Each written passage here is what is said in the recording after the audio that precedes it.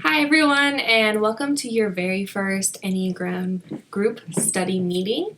My name is Elizabeth Bennett, and I am the author of the 9 Enneagram Devotionals that you guys are all going to be going through. And might I say, it's a huge honor to have you guys all going through these books and trusting me to teach you about the Enneagram. So thank you so much for that. You may have heard of my page before at Enneagram Life on Instagram, and if you don't, I would encourage you to go follow it for more deeper teaching about the Enneagram. But thank you so much for being here, whether it was a friend who invited you, or if you were just super excited about the Enneagram yourself, or maybe you don't know anything about it. But I just want to say thank you for being here, and hopefully you will leave today with a little bit clearer understanding of what your Enneagram number is if you didn't know beforehand. So, first of all, I want to talk about how these groups are going to work. So, your group leader is going to have a lot of freedom with how many weeks you guys do and how fast you read the devotionals and everything like that, even if you're doing this week. So, if everyone knew their Enneagram type completely 100% confirmed, you might not need to actually even do this week. But your leader can choose whether to do this week or not, and how many weeks you guys are going to meet in general, and how fast you guys are going to read the devotionals. But what's cool is that everyone gets to read the devotional for their specific Enneagram type, or if they don't know what their Enneagram type is, that doesn't really matter either, because all of these devotionals are Christian-centered, and if you are a Christian or if you want to learn more about God, you're going to get something out of them. So don't sweat trying to pick the right devotional right away if you are not 100% sure what your Enneagram type is. I'll help you lead you through which one might be a good fit for you in the season that you're currently in. So when you guys all get your devotionals, after tonight's video, you guys are going to go over assessments if you don't know what your Enneagram type is. So they look like this. After you have filled out the assessments, you guys might have a little bit of a better indication of what top 3 Enneagram numbers you might be, or which one you are specifically, and that would be really cool. So you can fill out those with your leader after this video ends, or you will just be able to order the book that you feel the most drawn to. After you guys order the book, thankfully with how shipping works these days, you guys should be able to get them within a week. And then by the time you meet next time, you guys will all have your specific Enneagram type devotional. And although you guys are all going to be reading about different specifics, they're all going to be on the same themes. So we go through 6 different topics in these devotionals, 10 days of devotionals each topic. So we go over a way that your Enneagram type reflects God. We go over what that Enneagram type's deadly sin is. We go over a known strength of your type, or a lesser known strength of your type. We go over a pain point of your type, and then we go over where your type goes in stress, and then where your type goes in growth, for a total of 6 topics. So those 6 topics are what you all are going to be going through. So even though, let's say an Enneagram 1's reflection of God is goodness, and an Enneagram 8's reflection of God is strength, you guys are going to be reading about different specifics, but you guys are all still going to be reading about how you reflect God and what a gift and encouragement that is to others. And so you guys are going to come back together and be able to talk about this broader topic and actually engage with each other about the specifics and learn more about each other, which is a really cool part of like personality, what the Enneagram is to begin with. So today we are actually going to be talking about what the Enneagram is, and then I'm going to give you guys a little bit more deeper information to help you choose which devotional to buy if you do not know which one to buy at all. So if you do not know what the Enneagram is, or maybe just need a refresher, the Enneagram is a personality typology that talks about 9 different archetypes of personality. So those 9 different archetypes are the perfectionist, the helper, the achiever, the individualist, the thinker, the guardian, the enthusiast, the challenger, and the peacemaker. And so they are numbered as well. They go by either their names, which are the ones I just said, or their numbers. So like the perfectionist is Enneagram 1, the helper is Enneagram 2, the achiever is Enneagram 3, and so on. But no Enneagram type is better or lesser than any other type. Those points on the circle were purely numbered and named just to differentiate between them. There are not better ones or lesser ones or anything like that. So if you are familiar with personality typologies like, say, DISC, Strength Finders, Myers-Briggs, things like that. These are all really helpful tools for self-awareness and being able to communicate with other people about what goes on inside our inner world. And the Enneagram is like that too. It talks about what your strengths are, it talks about what your weaknesses are, and one of the really cool things with Enneagram is it feels a lot more fluid than a lot of other personality typologies, which is one of the reasons why online tests are not always the most accurate thing for Enneagram typing, because the Enneagram is about motivations and not behaviors. And especially in Western culture, which is where I'm from in America, we are very much all about behaviors. We're about like, what are those strengths? Are you introverted? Are you extroverted? All behavioral things. We don't normally talk about why we are those things. And that's a little bit more what the Enneagram focuses on. It's all about motivation. And so Enneagram 1s are motivated by goodness or being right. 2s are motivated by love. 3s are motivated by self-worth, 4s are motivated by authenticity, 5s are motivated by competency, 6s are motivated by security, 7s are motivated by satisfaction or the pursuit of satisfaction, 8s are motivated by autonomy or independence, and 9s are motivated by peace. And so it can be really difficult, especially as a Westerner, to figure out what are you motivated by? Like, what is the motivation behind most of your behaviors? And a lot of us are not equipped to answer those questions because that's not how we talk about ourselves in Western culture. That's not how we've been raised to experience ourselves and others, is by understanding what our motivations are. So Enneagram typing can be a little tricky. And it can take a little bit of time to actually dig in and start asking those deeper questions about why you do things and what the motivation behind them is. And that's perfectly okay. If you don't leave today knowing what your Enneagram type is, if you've taken tests for forever and don't know what your Enneagram type is, that's okay. I firmly believe that God gives us the self-awareness that He wants us to have in the time that He wants us to have it. So if your Enneagram type seems out of your grasp, or if you mistyped for a long time and you're just figuring out what your actual Enneagram type is, that's not a failure. That is just steps along the journey to figuring it out. And so when we are talking about Enneagram typology and personality, we are going to bring up some behaviors. And even though each Enneagram type is all about motivation, there are some behaviors that are more likely for some Enneagram types than others. But honestly, there's a reason that any Enneagram type might display any behavior. So I don't want you to feel put in a box or like type spiraling is a word I use a lot. Like, don't start type spiraling if you definitely know what your Enneagram type is, because that's not the goal here. It's all about motivation. So don't let any example I give completely turn you off or make you feel like you have to be that way if you're that type. I often find it to be good that if you are asking questions about an Enneagram type, instead of asking, would a type 5 do such and such? Instead of asking that, ask, why would a type 5 do such and such? I've had to ask myself those same questions. So if someone said, can a type 5 be an extrovert? So instead of asking, can a type 5 be an extrovert, maybe ask, why would a type 5 be an extrovert? How would that look? And then try to figure it out from there as you are learning more about the Enneagram. So we are going to start going over each of the devotionals, and I'm going to give you some information about why you would choose that one, whether you are that number or not, and kind of go over the table of contents so you know what's in that one, so you can make a better choice about which one is for you. So let's start with the perfectionist. So this is Enneagram type 1. And why you would read the perfectionist if you are not a perfectionist, or maybe if you don't know what your Enneagram type is at all, you might read it because you have really high standards for yourselves or others. You struggle with being very self-critical. Rules are very important to you, and you need to learn how to let loose and have fun, because that is a lot of one's growth work. So what is in this book? What would you be reading about over 60 days of devotionals? So we start off talking about goodness, which is what ones are motivated by, and it's also how they reflect God. God's pursuit of goodness, God's want for goodness is something that Enneagram 1 share with him. And even though we reflect God, we don't do it perfectly, but our reflection of God does show the world God. And so that is a really important thing that Enneagram 1s give us.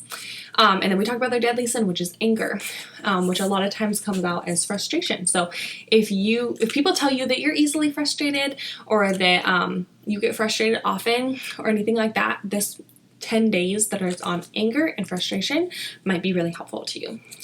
And then we talk about grace, and we talk about when Enneagram 1s are growing, one of their biggest strengths is grace, because they have to give a lot of grace to themselves and others in order to grow. And as they are strengthening that muscle, it becomes an amazing gift to themselves and others.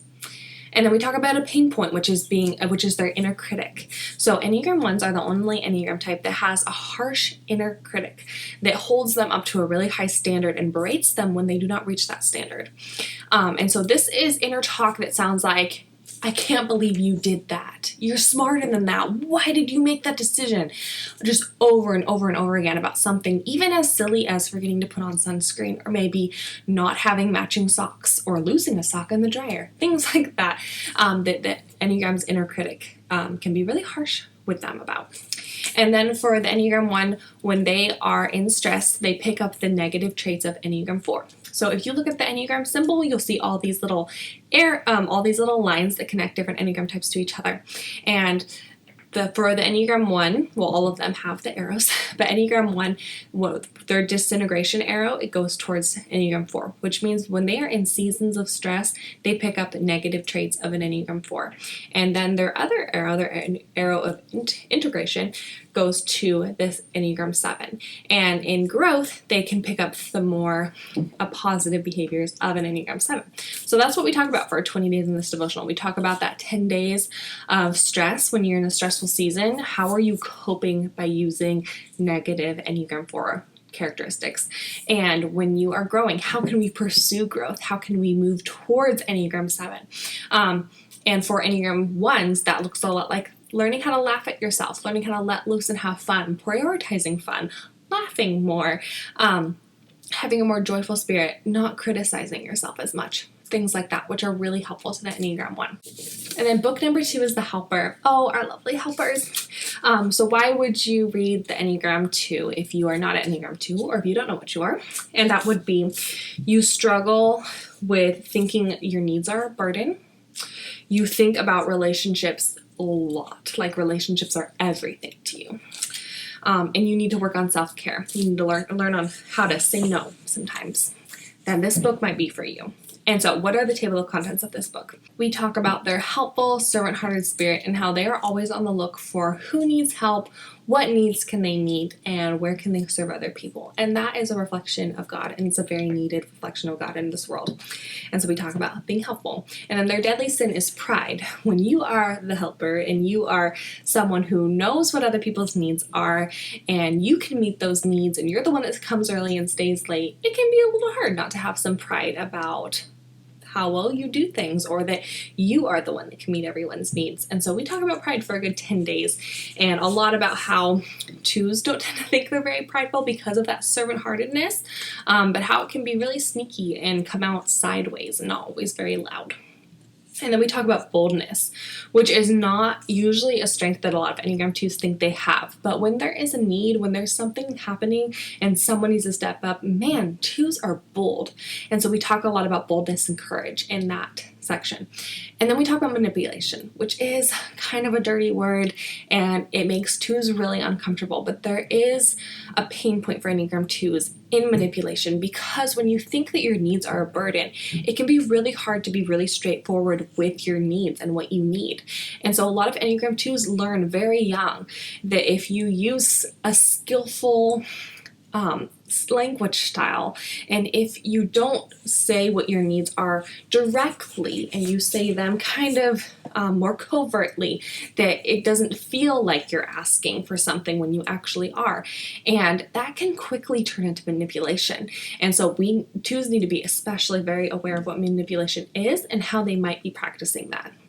And then we have the stress and growth. So in stress, 2s go to Enneagram 8, which looks like a lot of frustration and anger, and when you're losing control, having a lot of irritability. And then when they are growing, they go to Enneagram 4, which looks a lot like learning how to do self-care and having more emotional honesty and thinking about or processing through your emotions more than Enneagram 2s tend to do. It tends to be all about other people's emotions for Enneagram 2s. Enneagram 3, the Achiever, is the one that we'll talk about next. And why would you read this one if you are not an Enneagram 3 or if you don't know what you are? And that would be if you struggle with believing that you are only as good as what you achieve. If you care a lot about how you're perceived by others, and if you need to learn how to rest, then the Enneagram 3 book might be a good one for you to read. And so what do we talk about in this one? So the first thing that we talk about is drive. And that is Enneagram 3s are extremely driven individuals. And in the Bible, we don't really see the word drive, but we do see the word action. And so that's a word that we go over a lot. That's what a lot of the Bible verses are about in that section, talking about how you reflect God's action. And then their deadly sin is deceit. And that is a word that makes Enneagram 3s very uncomfortable. But when you think about it more as people pleasing, just omitting the truth to make other people comfortable or because you're trying to look a certain way, that's a little bit more of what we're going for with deceit here. And then we talk about encouragement. Man, Enneagram 3s are superstar encouragers. And so we talk about that. We want to give them the biggest pep talk ever to help them go out and give the biggest pep talks ever to everyone else. They are amazing encouragers, and so we want to encourage them in that gift. We want to bolster them in that. And so we talk about it for a whole 10 days, and hopefully it just warms their heart so much. And then we talk about being very success driven, and that is the pain point of Enneagram 3s. And even though it also is a good thing, being driven by success is not naturally just bad. It does make it so that Enneagram 3s can struggle a lot with burnout just because they are on this hamster wheel of like, go, go, go, go, go. You're only as good as your last applause. And we know that like applause and compliments don't last very long. You have to pursue the next one. What if that's the last? You have to keep going. And so we talk a lot about that. We talk about burnout. We talk about where you should be putting this success-driven energy towards.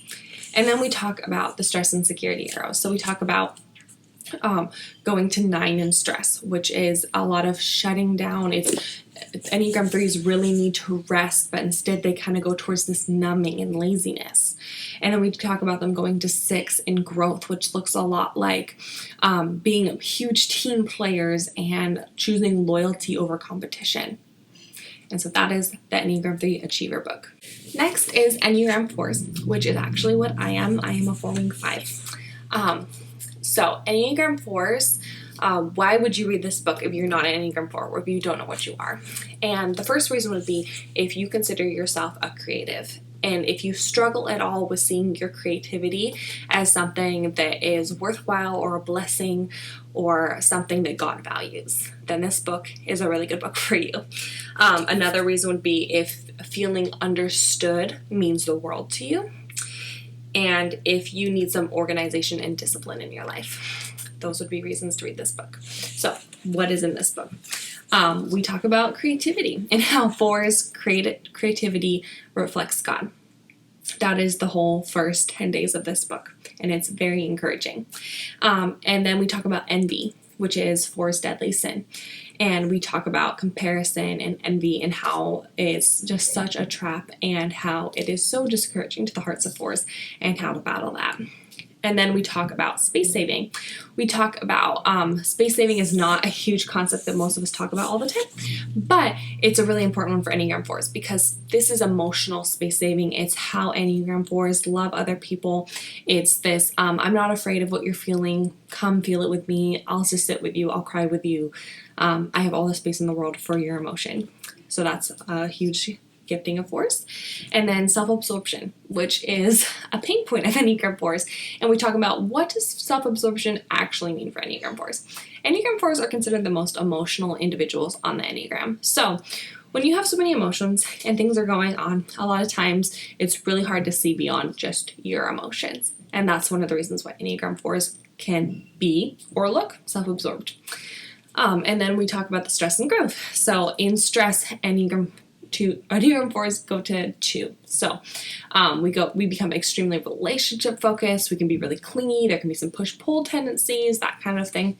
And then in growth, we go to Enneagram 1, which is where the discipline and organization comes in. Because when creatives get disciplined and organized, they're unstoppable. Next, we're going to talk about Enneagram 5, the thinker. So why would you read the thinker if you are not a thinker or you don't know what you are? And that would be if you struggle with having very low social energy, if learning about topics of interest is something that really excites you, like you love to research, if you need to learn how to assert yourself and pursue your passions, then those would be reasons to read this Enneagram 5 book. And so what is in this book is we talk about how Enneagram 5s reflect God's knowledge and love of wisdom, and how Enneagram 5s reflect that with their pursuit of competency and their just pursuit of knowledge in general, and how much they love to learn. Being lifelong learners is a huge thing for Enneagram 5s. And then we talk about their deadly sin, which is greed.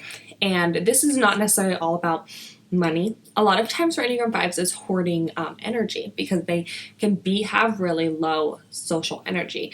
And so they might try to hoard that energy and not give it away, because what if they just don't have any left at the end of the day and they're just completely spent and they have something else they need to do? They can't recharge as fast as a lot of the rest of us. So they tend to hoard energy. But a huge gifting of Enneagram 5s is objectivity, and that's what we have 10 days on. If you are an Enneagram 5 and you're not putting objectivity on your resume, you need to do so, because objectivity is a huge gifting of Enneagram 5s, a gifting that is very obvious to the rest of the world, but sometimes 5s, being the humble people they are, don't see it as a huge gifting. So we talk about that a lot in this book. And then we go 10 days over low energy. I've never met an Enneagram 5 that thinks that their low energy is like the best thing about them. And so it tends to look like a pain point for Enneagram 5s, and it just doesn't necessarily have to be that way. So we talk about that for 10 days. And then we talk about their growth and stress arrows, which are Enneagram 7, that's where they go in stress. So they can look very scattered. Sometimes they delve into the gluttony, which is Enneagram 7's deadly sin. It could look like that. And then in growth, they go to Enneagram 8, which is where they really get passion and drive towards sharing the knowledge that they have. Okay, next is Enneagram 6, the guardian. So why would you read this book if you are not an Enneagram 6 or you don't know what you are? Would be if you struggle with anxiety or fear. You are a very attentive and loyal friend, and you need to learn how to slow down and relax. So this book, I will just tell you right now, if you get to the end of all of these books and you still have no idea which book to do, I'm going to personally suggest you do this book. And you'll see with the table of contents, a lot of the things that Enneagram 6s struggle with is things that we all struggle with to some degree. And so this is just a very versatile book that if you don't know which one to go through, you're going to get something out of this one. Especially just living in today's age, I believe all of us have some level of anxiety. So this book can really help you. So what do we start out talking with about Enneagram 6s? We start talking about loyalty and how their loyalty reflects God. And I find loyalty to be such an important topic for a culture in general, that our view of loyalty tends to be like how dogs are loyal and being like loyal to football teams. And even though those are examples of loyalty, it's not necessarily the full scope and depth of God's loyalty or how Enneagram 6s can be loyal. So we talk about that for 10 days. And then we talk about their deadly sin, which is fear. And Enneagram 6's deadly sin is one of the only deadly sins that actually doesn't always have to be a sin. So for Enneagram 6s, I mean, obviously there is healthy fear. There is the fear of God. So we can't just do away with fear altogether. We have to have some fear. But for Enneagram 6s, a lot of time fear has a lot to do with control and what they're trying to control and fearing the things that they can't control. And so when we're talking about their deadly sin, we're actually talking a lot about letting God have control. And then we talk about courage. And so like Enneagram 1s, Enneagram 6s, strength, lesser known strength, is a strength that they have to work on. And once they've worked on it, it's this huge superpower to both themselves and other people. And so Enneagram 6s, because they do tend to struggle with some fear and anxiety, They are people that have to face their fears and do things despite anxiety every single day, which makes them very courageous people. And I don't think that many Enneagram 6s actually think they're extremely courageous, which is why we wanted to put these 10 days in here and say, hey, look, you are courageous, and this is how I want to encourage you to continue in your courage, because you are courageous. And then we have 10 days on anxiety. And so we have 10 days on fear, and then we have 10 days on anxiety. But the 10 days on fear are more about fear of losing, fear of not controlling things in general. And then the anxiety chapters have a lot more to do with some mental health stuff, as well as sinful anxiety. And so we take time to differentiate the two. I did not want anyone who has any sort of mental illness to feel shamed and like they are struggling with sin if it's actually a mental illness. So we talk about that quite a bit in here. And then we also want you to be able to put yourself under a microscope and have God expose areas of sin in your life. And so we talk about that type of anxiety as well, and about that control and giving that over to God. And so those are some very helpful chapters. Even when I was editing this book, like God just put it in my lap in a very opportune time that I was like already struggling with those things. And there's a couple of days in here that God just like beat me up with my own words, and it was really good. And I'm not even an Enneagram 6. So this book can be really helpful. And then we talk about their stress and growth. So in stress, 6s tend to overwork. They go to Enneagram 3. So that success drive, that action. So they work in order to have security. And they can face a lot of burnout because of that.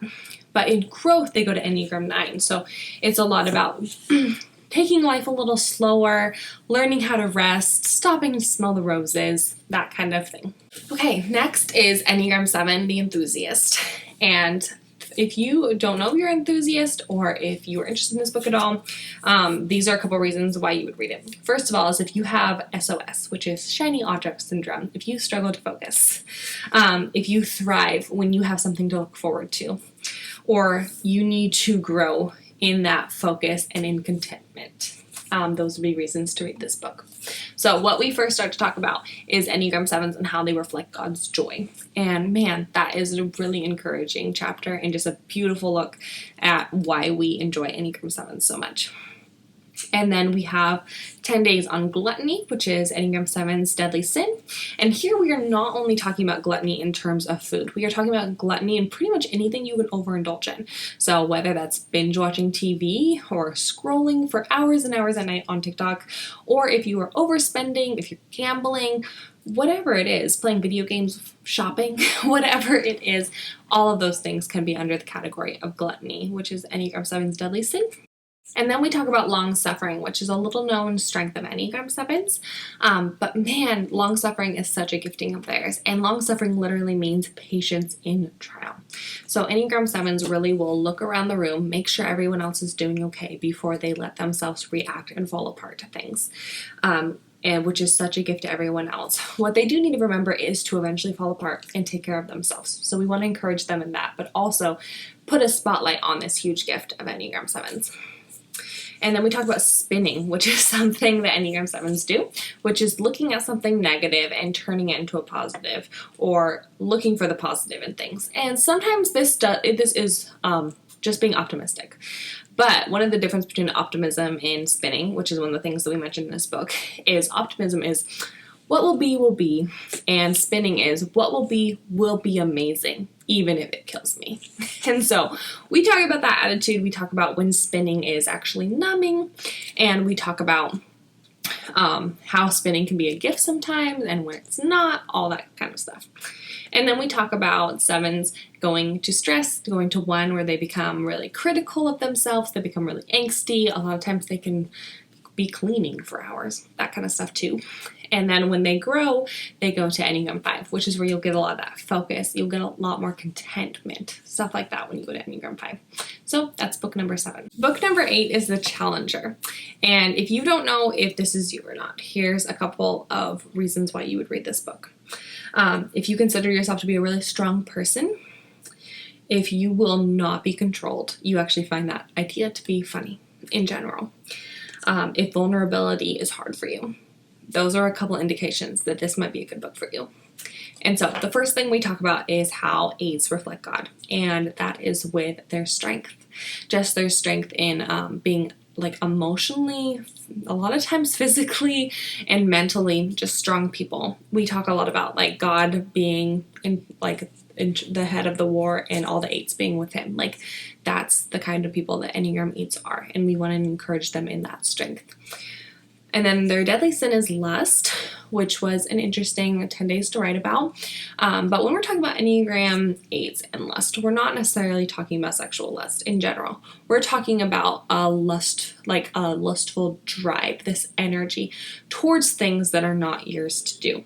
So Enneagram 8s are kind of notorious for jumping on things without knowing the entire story. So you might have a loved one come to you and they're in tears and they just point that someone hurt them, and you go over and you lay into that person without knowing the entire story. And that's kind of that lustful drive that we're talking about. It's just this push of energy towards something without a ton of thought or gaining all the information first. And so we talk about that for 10 days. We talk about finding your brakes in the car and giving an extra 10 seconds before jumping into something, which is something Enneagram 8s tend to learn on their own, but is a good reminder even if they are mature in that area.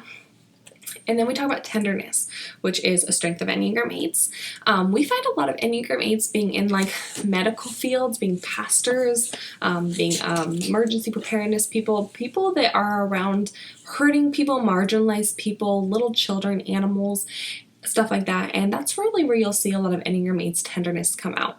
And part of that toughness, that strength, that I'm independent and I'm not going to be vulnerable, is just this armor that is holding like together this extremely gushy center, which is why they don't want to look vulnerable a lot of the time, because there is so much tenderness there. And we see that with people that are marginalized or hurting, and it's just such a gifting of Enneagram 8s. Like we need Enneagram 8s in the world so much. And then we talk about intimidation. A huge pain point for Enneagram 8s is that a lot of people tend to be intimidated by them. And that's because Enneagram 8s are one of the only Enneagram types that has this presence, this physical presence. It doesn't matter if they're like the tiniest woman you've ever seen. Enneagram 8s can intimidate other types. And a lot of that can be just that presence, just that confidence, just that strength that we were talking about. But it can be hurtful to Enneagram 8s to always be seen as the intimidating one. So we talk about like the understanding in that. We talk about this the struggle of being this tough, strong Enneagram 8 woman. We talk about that for a day. So if you're a man, it's not the entire time. And we talk about how to cope with that and how to be encouraged in what that intimidation actually is reflecting to people. And then we talk about going to stress in 5. So when Enneagram 8s are stressed, they tend to withdraw. They tend to go silent, kind of fly off the radar until they kind of get into a better, stronger place again. Because stress, and a lot of times, can be vulnerable, and 8s don't want to be taken advantage of. So a lot of times they just withdraw when they're stressed. And then in growth, they go to Enneagram 2. So they get that helping, servant-hearted, very good listener, more easily opening up and being vulnerable side. And so that's something that Enneagram 8s need to grow in, and that's something we spend 10 days on helping them learn how to grow in Enneagram 2. So last but not least are Enneagram 9s, the peacemakers. So why would you read this book if you are not a 9, or if you aren't sure what you are? Here's a couple questions. Do you tend to avoid conflict? Are your motivations or your choices mostly about, is this going to preserve my peace, or is this going to give me peace? And then, do you need to grow in boldness and asserting yourself and confidence? Is that where your growth work needs to be? If so, this might be the book that you need to read through this study. And so here's what we talk about in this book. The first thing that we talk about is peacemaking, and the difference between peacemaking and peacekeeping. Because God says, blessed are the peacemakers. Peacemaking is one of the ways that Enneagram 9s reflect God. And so we talk about God's love of peace and how Enneagram 9s reflect that. And then we talk about their deadly sin, which is sloth. And sloth is so much more than just like laziness. In a lot of ways, it's not even laziness. You can be slothful by numbing yourself, by doing too much activity. And so that's one of the things we talk about in here. A lot of times it does have to do with laziness, and it does have to do with numbing yourself and going slow and narcotization, which is numbing yourself to things, doing things repetitively over and over again. But a lot of times it can look different than that too. So we do 10 days about sloth. And then we talk about a strength of theirs, which is their gut. So 8s, 9s, and 1s are what we consider to be the gut triad. And so there's 3 different triads. There's the gut, and then 2, 3, 4 is in the heart triad, 5, 6, 7s in the head triad. But for Enneagram 9s especially, we wanted to encourage them in their gut instinct and trusting their gut and how their gut can be matured and nurtured by the Holy Spirit. And so we go 10 days over that. And then we talk about merging, which is a pain point of Enneagram 9s, but doesn't have to be fully. And merging is a conflict avoiding mechanism, which basically just means that if someone is talking to you in like a certain energy, like you can match it and be just as excited about the thing and then leave and be like, oh my gosh, like I don't even like really like what they were talking about. And then they assume you do, and then you get into more conflict, but you were trying to avoid conflict. It can be this whole mess. Or it can be being with someone who's hurting and being able to like truly feel what they are feeling and being able to reach towards them in empathy. And so in stress, Enneagram 9s go to 6. And so we get a lot of this fear-laced anxiety. We get a lot of keeping guard, worst case scenario thinking, that kind of stuff. And then in growth, they go towards Enneagram 3. So they their sweet spot is like leadership, is being confident and asserting themselves and leading other people. Those are all really, really great things for Enneagram 9s and are things that they get when they go to type 3. So we talk about that. We talk about what boldness looks like and how they can grow towards it in the last 10 days of this devotional. So now that you know about the Enneagram and you know about these 9 types and what these 9 devotionals are like, now you are going to be able to fill out these assessments with your leader. Your leader will help you order the devotional that you want to go through, maybe help you in that selecting process. And then you guys are going to all come back together, and your leader is going to have a couple of questions for you guys to just all go through as a group and talk to each other and kind of build what your group dynamic is. And so I will let your leader take it over from here, and we will see you guys next week.